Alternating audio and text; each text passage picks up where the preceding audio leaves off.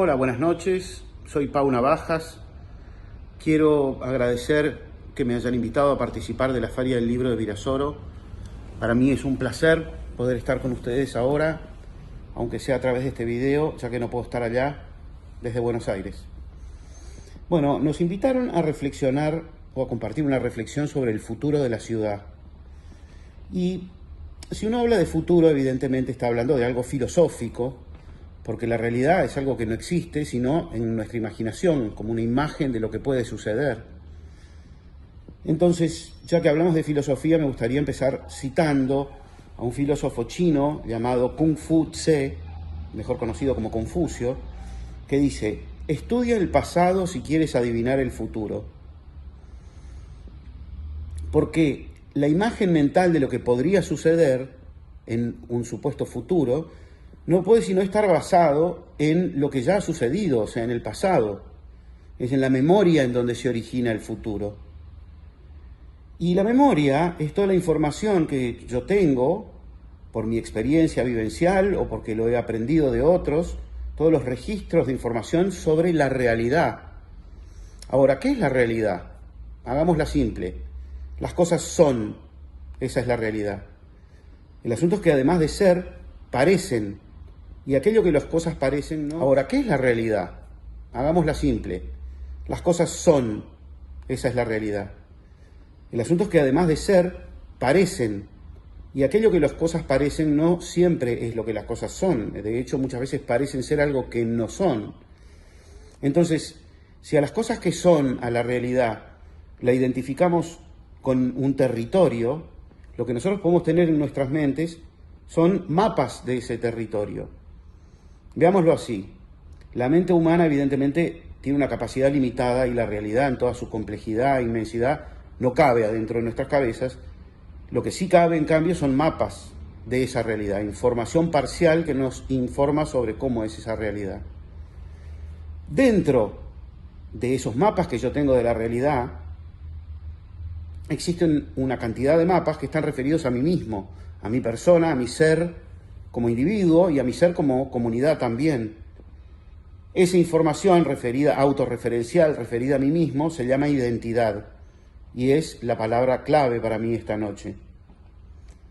Identidad es el atributo de aquello que es igual a sí mismo a lo largo del tiempo.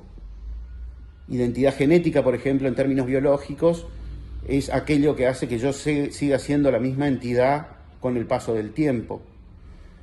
La identidad personal es una cantidad de mapas que están referidos a mí mismo, a mi persona, a mi ser como individuo y a mi ser como comunidad también.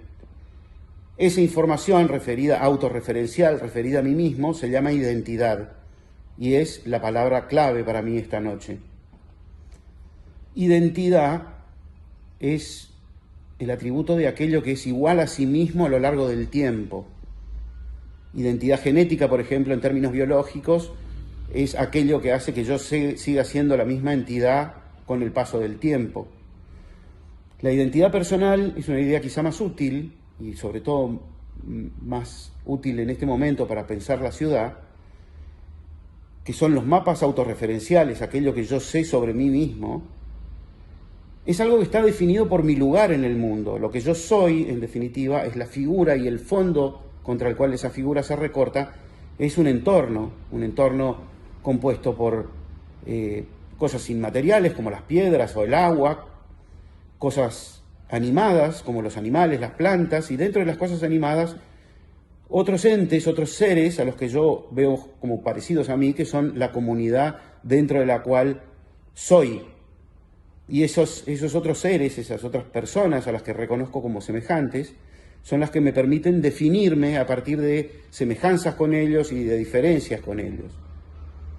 La identidad es algo súper importante porque ahí se basa el autoconocimiento, la autoestima, el equilibrio emocional de la persona y en última instancia su felicidad, es decir, su éxito desde el punto de vista existencial.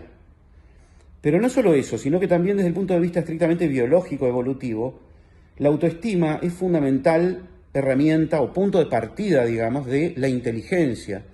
Porque yo me voy a comportar en función de lo que pienso de mí mismo, en proporción con lo que yo creo ser, me voy a comportar.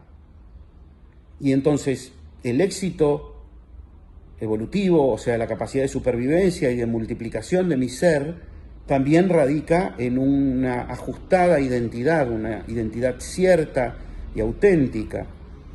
Porque si mi identidad es desmedida, es exagerada, y yo pienso que soy capaz de enfrentar ciertos desafíos de los que no soy capaz, es probable que pierda la vida o pierda energía y posibilidades de supervivencia en el intento.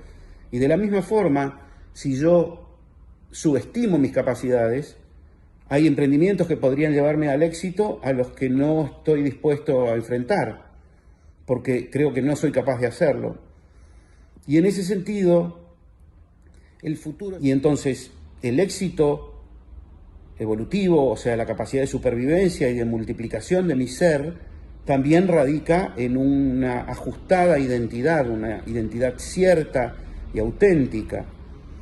Porque si mi identidad es desmedida, es exagerada, y yo pienso que soy capaz de enfrentar ciertos desafíos de los que no soy capaz, es probable que pierda la vida o pierda energía y posibilidades de supervivencia en el intento. Y de la misma forma, si yo subestimo mis capacidades, hay emprendimientos que podrían llevarme al éxito a los que no estoy dispuesto a enfrentar, porque creo que no soy capaz de hacerlo. Y en ese sentido, el futuro está bien determinado por la identidad. El tener una identidad correcta, equilibrada, no desproporcionada, que se ajuste a la realidad, es sumamente importante para el futuro. Si lo pensamos a esto en términos de ciudad, acontece de la misma forma que con respecto a la persona. Lo digo porque me preocupa ver cómo Virasoro se prepara para celebrar los 100 años de la imposición de un nombre, cuando Virasoro tenía un nombre antes de que le fuera impuesto el de gobernador ingeniero Valentín Virasoro. Se llamaba La Vuelta a Ombú, y es una ciudad que, a diferencia de la gran mayoría de las ciudades, fue creada por los propios habitantes de la ciudad. No hubo un Estado nacional, un imperio romano, los jesuitas, ni ninguna fuerza externa a la propia civilidad de los habitantes que le haya dado origen. Y ese origen, que se dio en el año 1911, cuando nació la Villa Vuelta a Ombú, parece quedar olvidado y opacado por las celebraciones de lo que no deja de ser una imposición autoritaria, con toda la admiración y el respeto que nos merece el Estado correntino, que no respeta, digamos, ese espíritu fundamental que tenía la vieja Vuelta a Ombú. Entonces quería aprovechar la ocasión para decir que si quieres imaginar el futuro, tienes que estudiar el pasado, como dijo el chino, Kung Fu, Confucio. Buenas noches, muchas gracias.